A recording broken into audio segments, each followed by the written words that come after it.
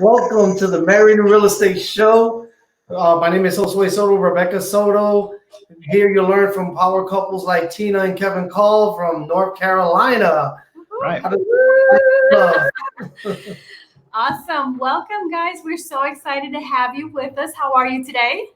We're good. We're not getting a divorce. Don't worry. We're at the office and at home.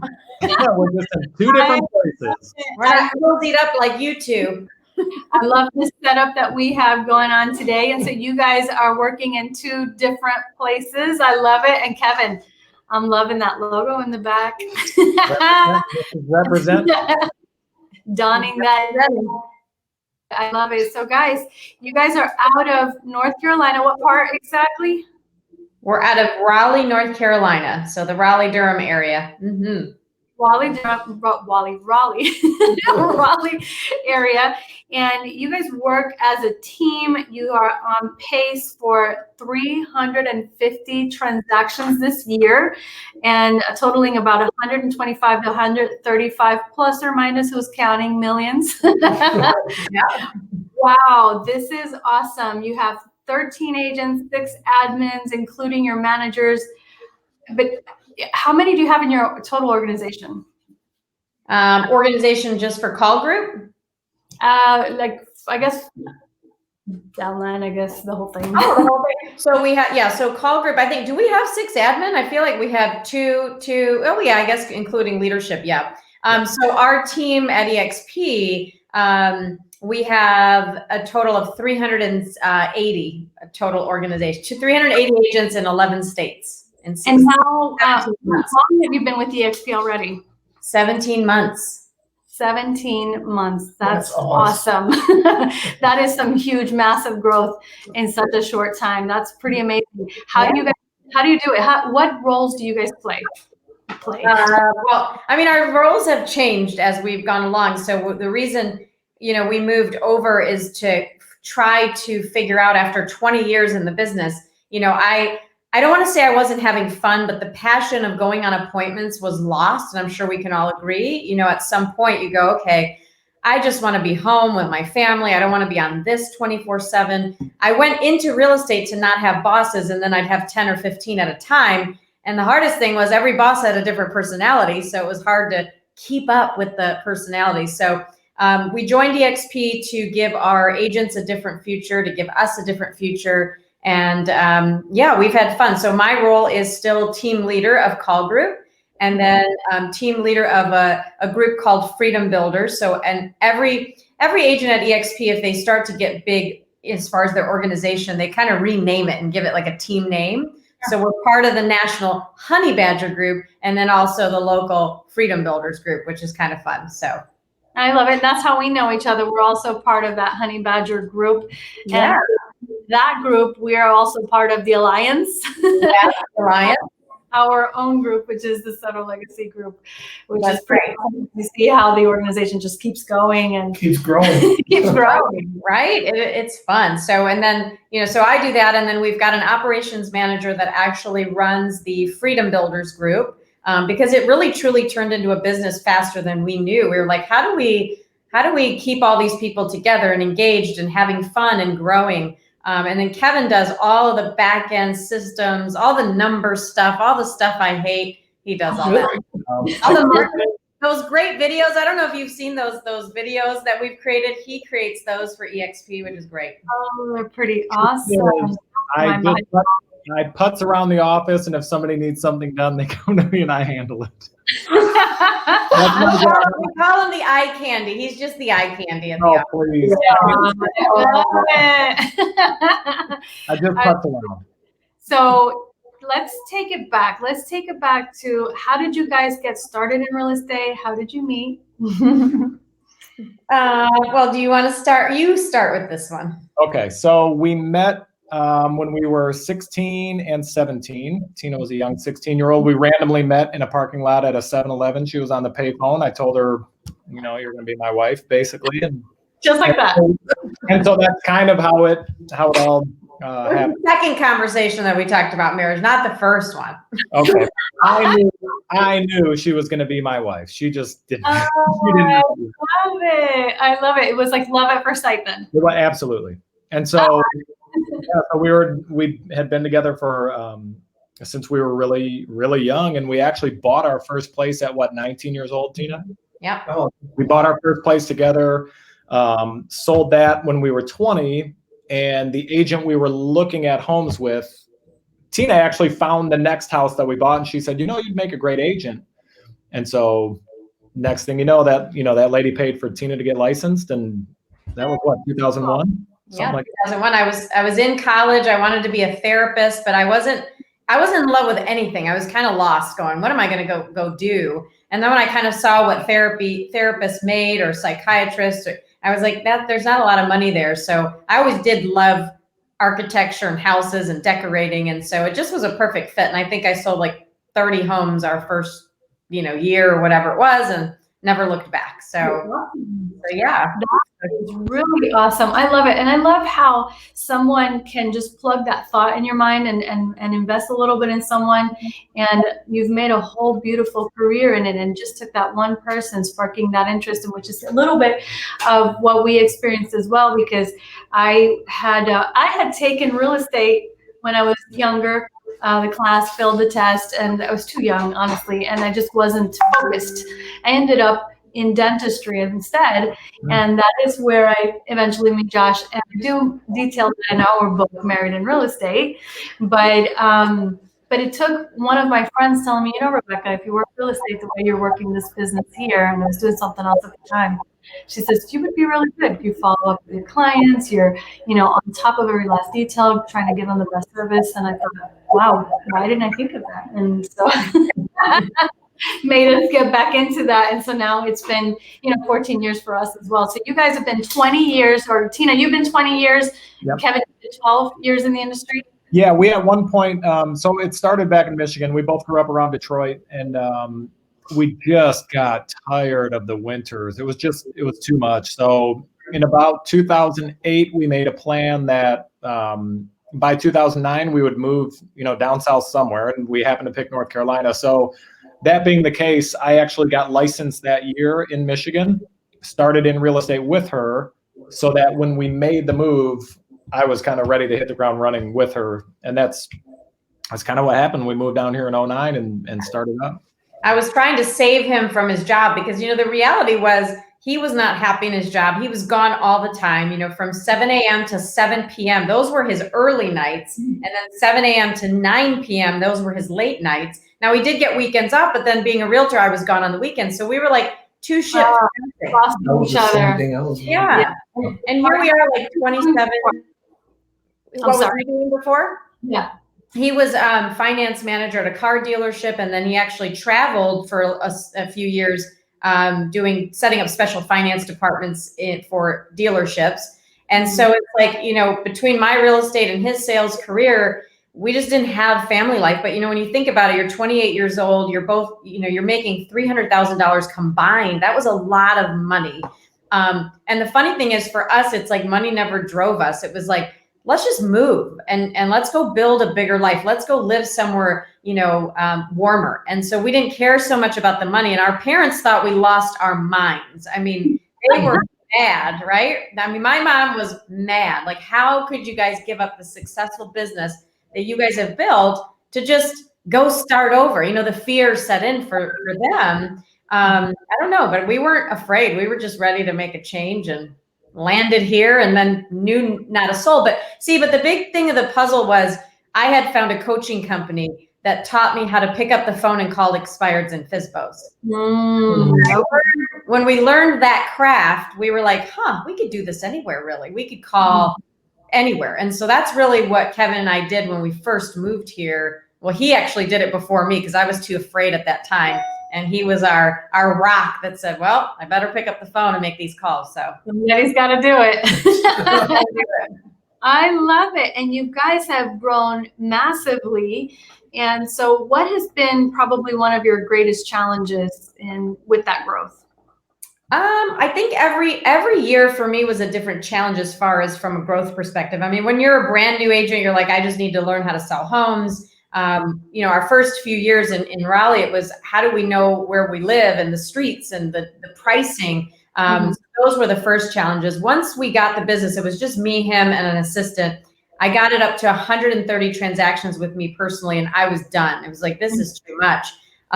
Your challenge is leverage and growth and time. So we started to grow a team. So every year we would add a couple more people. Now that we're here with 12 agents and 350, 400 transactions, the challenge is just not keeping it together, because I feel like it's humming, right? It's a machine.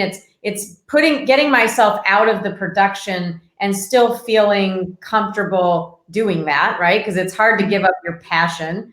And then really pouring into the agents, making sure that you're growing them. And then now the challenge is all these EXP agents are running around for your attention. So there's only one of us, right? And there's all these people. So it's figuring out how to leverage technology with having groups of people come together with Zooms and do trainings on Zooms instead of one-on-one. It's just trying to be efficient and creative with our time, because we did EXP to obviously get our time back.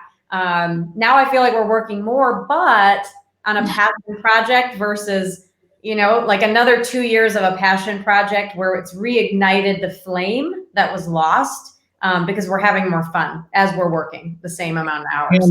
And the one other, and this is especially for people married in real estate, one of the challenges is always, how do we turn off? Oh yeah. When we get home, right? Are we going to lay in bed and we're talking about houses? Are we talking about, agents coming over? Right. You go to bed and your last word sometimes is Zillow. Zillow. Yeah. So that's certainly a challenge. I mean, it's not hard for you to turn it off. It's hard for me to turn it off. That's what I'm saying. Yeah. I think that's everyone's challenge. Honestly, I think that we found that out. That I thought that was only us, but as we gone along with all these interviews, it seems like everyone's on the same level here with that challenge. It's hard to turn off, and we'll say, okay, no more talking about real estate, and then a few minutes later, we're back on it again. You build something together, and it's like one of your children, right? So it's kind of like talking about one of your children, and you're proud of it. You're so proud of it, and want to talk about the wins. I just, I go for a walk every morning, and sometimes she'll say, "Hey, I'm coming on the walk." I say, "All right, but we're not talking about real estate on the walk. This is my time now." 7:30 in the morning. So we're not talking about real estate. I'm always talking about moving and what house we're going to buy, and just, it's always real estate related. Well, yeah, Kevin told me you're having a session with Home Soon. So he's like, yeah, that's another thing. That's another topic there. Every 2 years we move. We're under contract. We're buying another one next month. Yeah.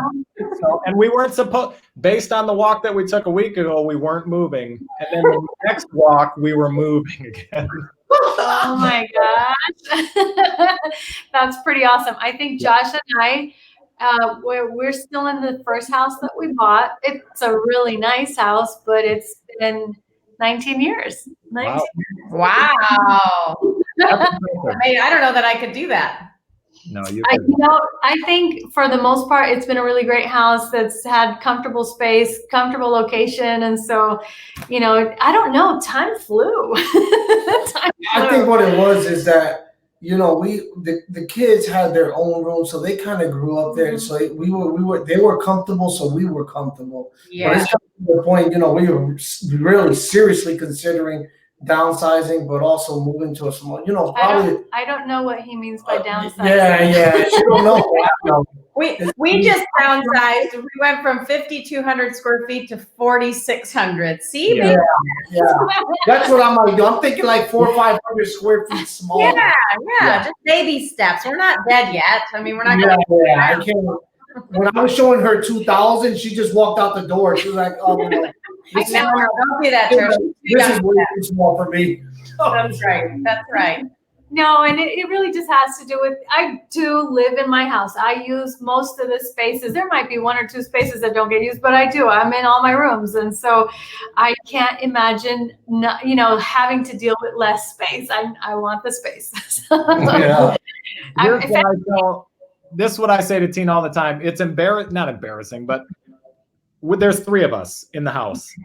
We both grew up in houses that were probably 1,300 square feet each. So each of us has more room in this house than the house we grew up in with 5 people each. Right. So, you know. Yes. Yep. And I think when you consider though that you're working from home and the kids are now I got one left and he's homeschooling, so everybody has to have their spaces, right? Everybody needs their own 1,300 square feet. That's right. That's what I was about to say. 2,500 is plenty of space for one person. Yes, it is. Yeah. So is there ever a time when you guys ever have any issues working together? Do you clash? Do you have boundary issues? I start Yeah. early on. We certainly did.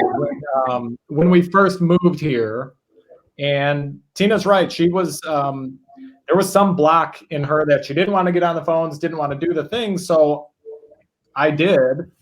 And I got to the point I said, look, either we're doing this together or we're not.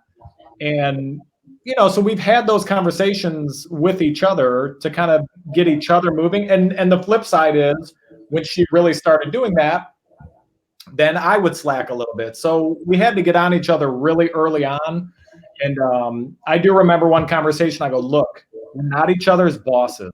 We're married first. Right. Nobody's each other's boss. So that was one challenge early on. Although we've gotten, now it's not the case. Now the challenge is what we were talking about. How do you turn it off and turn off talking about it? Well, the one thing that we made a mistake on was, I would go on the appointments and then he would make, the appointments, and then we'd come back and I'd get listings and I'd be like, did you get this? Did you get this? Did you get this? And he's like, look, I'm not your assistant. Kevin said, "Wait a minute. Let me go hire you." Right. Yeah. You never want to put your spouse in the assistant role, Yeah. So that was, we very quickly realized that we shouldn't delegate to one another, that we should be kind of equal. And then we brought in the assistant, which was perfect because that way there was no clash and, you're not bossing me around. So. Yeah. I love it. I love that. I think that's so important to remember that because that can easily happen. And you're right. It's like neither one of us is assistant to each other. Although in our case, we like to help each other out, right? And we complement each other wherever we're needed.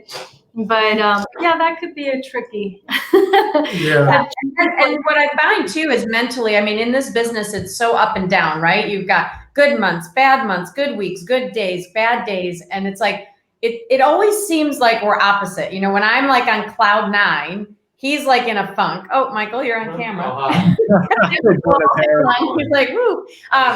When I'm in a funk, he's like on cloud 9. So then it's nice because you can kind of pull that person from their little funk, and go, hey, get with it. Like we're doing good, or we're, whatever. And it's just nice to have a partner. I wouldn't have it any other way. We have fun together. We're friends. I'm sure we annoy each other too, but not to the point where we don't want to see each other. Right. Yeah.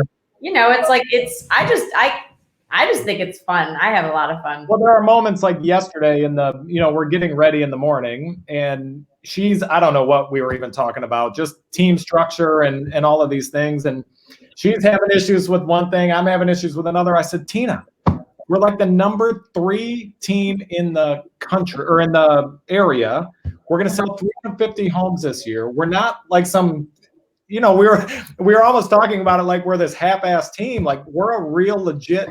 We have to talk each other into that. Like we're doing the right things. Yeah, you know what it is, Kevin, is that you see, I'm the same way. Sometimes she's more of the S personality. She just needs everything to make sure it's running correctly and all this. And I'm like, Rebecca, we're doing fine. I don't understand. She's like, well, But I think when you set your goals for yourself and you see yourself achieving some of those goals, but you're still missing some of those things, when you're a high achiever, you still see what you're missing. Right. Yes. And you want more, right? Mm-hmm. Yeah. You're like, we could do better. We could do better. We could do better. So. And that's a great point because I do agree with her when it comes to that. Because sometimes, you see yourself, you're doing great, but then you can see yourself doing a lot better in some other area that, it's okay to take a step back and kind of analyze, okay, how can we work this out? And that's one thing that we do sit down and talk about those things and trying to analyze how can we fix this issue or kind of learn from it and move on to the next one. So yeah, and I don't think anybody's figured out perfection in this business. I don't care if you're individual, team, brokerage. It's a messy business. Every day is different. Every situation is different. You're dealing with different personalities on the team. You're dealing with sellers and buyers that are different every day. So market is constantly changing. Real estate is constantly changing. Technology is constantly. So for us, like we really run the team and we try to have fun. Like our agents actually like to come in. Even during COVID, when we're like, everybody go home, we'd find them like going back to the office. And so we try to keep the culture fun and music and, because it's a really mentally draining business. And so to have one another is lucky because then he knows what I'm going through. I know what he's going through. And I don't know. I think if he were working somewhere else, that connection in the business wouldn't be there. And it's something special to have one another, I think. that's so I true. love it. I love it. I agree with you as well. So now I see that you have a son, right? I do. And you have a dog as well? And a dog. Yep, a son and a dog. A son and a dog. How do you guys balance, between work, family life, personal time? Is there such a thing?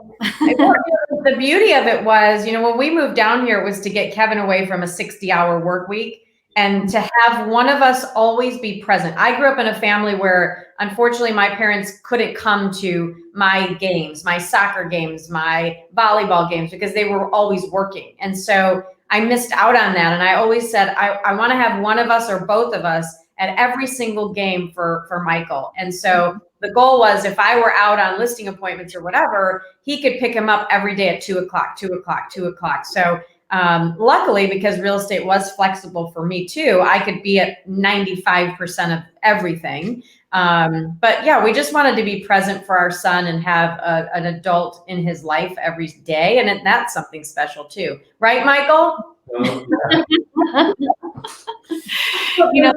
older. It's funny. It is tricky. It's a tricky balance because your days are a little bit unpredictable in real estate, especially early on building it. So we made that conscious effort that no matter what, he's first priority. And I shouldn't even say that. He is certainly a very high priority. When he was born, we made the decision that, look, if we're good, if Tina and I are good, he'll be good naturally. So our first priority is we need a happy, healthy marriage. Yeah. And you can plug a kid into that, no problem, right? Then you know he's going to be good. And then business can come third. So, that's kind of, we joke all the time. We go, hey, he joined our life. He goes by our rules. But I don't think there's ever been really a time that we have missed anything. No, we've just made it a priority. It's such a blessing in our business that we can do that, especially working together. I think the harder struggle I see is when there's two parents. One has a full-time, they both have full-time gigs, but they need nannies or family, and it's hard, and both parents are missing out. And we just definitely wanted to make it a priority where that's not going to happen in our lives. We want to be there, and we want to be more present. We want to spend the next 2-3 years together as a family and go on a vacation without these, ringing all the time. And so, did I tell you guys the first time I went to Hawaii 2 years ago, I left this with my operations manager? Oh, wow. That's awesome. How did that go? It went good. So we said, we're going to Hawaii. We went with 2 other of our good friends, couples, right? So I'm the only ding dong without a phone, and they're all on their phone at the airport. And I'm like, well, I guess I'll read a book, but it was so wonderful because it was the first time in 20 years that I actually felt not tethered to the business. And I felt free. Like I literally just got out of jail and I was like, this is what freedom is like. I think I cried like 3 times on the trip. Like, I need to change my life. This is so amazing. And that's when the EXP came into our lives literally right after that, because I came home and said, dear God, how can I figure out how to make $30,000 to $40,000 of passive residual income without getting out of bed? I need to figure this out. And I went and ordered Trailer Park University. It was like this kit to figure out how to buy trailer parks and then create passive income. Thank God EXP came into our lives after that. Wow. Wow. No. That's actually pretty awesome. I know Josh and I can relate to that because I mean we've taken trips where we always bring the computers and the phones and we were still connected and being able to disconnect. I think the only times that we've disconnected was when we went to Europe. We decided we were not going to get the international plan. That was a choice. And or when we go on cruises. Yeah. And now you can get, internet on cruises too. And I said, you will not purchase the extra internet. We're not going to do that. We're not To going be honest with you, I agree with you, Tina. It was the best thing when we go on trips like that, it was the best thing just to disconnect. You can always go back and check like once your emails and all that stuff. Your assistant or your TC's taking care of it. But besides that, man, it was wonderful, man. I loved every moment of it. Tina loved every minute of it, but I will remind you, so she leaves our phone with our ops manager. Our ops manager left shortly thereafter. Oh, yeah. Really? Oh. Well, she's long story. She's back now. She's back now, but yeah. Thank God she's back now. Oh my God! So she couldn't handle a few days with your phone. I mean, she was like, I don't want to do that again. Yeah. Oh boy! Oh wow! That's wow! That's intense. Yeah. Oh my gosh! So what else do you guys do for fun, or is there well, you already mentioned is that your favorite trip you've taken, the one to Hawaii? One of our favorite. Last year we went to Europe, and so Kevin booked for my 40, or was it 2 years ago now? Last year. I turned 41, but it was my birthday present. We did a 16-day European Mediterranean cruise, so that was my favorite so far. It's okay. That was really, really fun. Really Yeah. Right. And on the day-to-day, what do you have a morning routine or anything that you guys do together? Well, our walk, we started implementing the walk. So we would get up, we take our dog for a walk. I miss more than him, so he's been pretty consistent. But now that it's getting colder, it's like, oh, you go. And there was a point where we would golf together. We would walk 9 holes every Wednesday morning, which on our walks, we talk about going golfing again, right? And so, it's those kind of things. Our mornings, it's nice because when we building the business, you're up at 7, you're role playing at 7:30, you're on the phones by 8, you're done, prospecting by 11, then it's follow up, and your day is gone. So now it's like our mornings are a little more relaxed, where we can take a walk, we can meditate, we can do all kind of those quieter things. Yeah. But that's the payoff for busting your hump for years. Mm-hmm. Yeah. Absolutely. So what tips do you guys have for other couples in real estate or anyone looking to get into real estate? I would say that I think it's if you can be a friend with your spouse, right? So I wouldn't recommend it for somebody who's already like halfway to divorce court. This will seal the deal, right?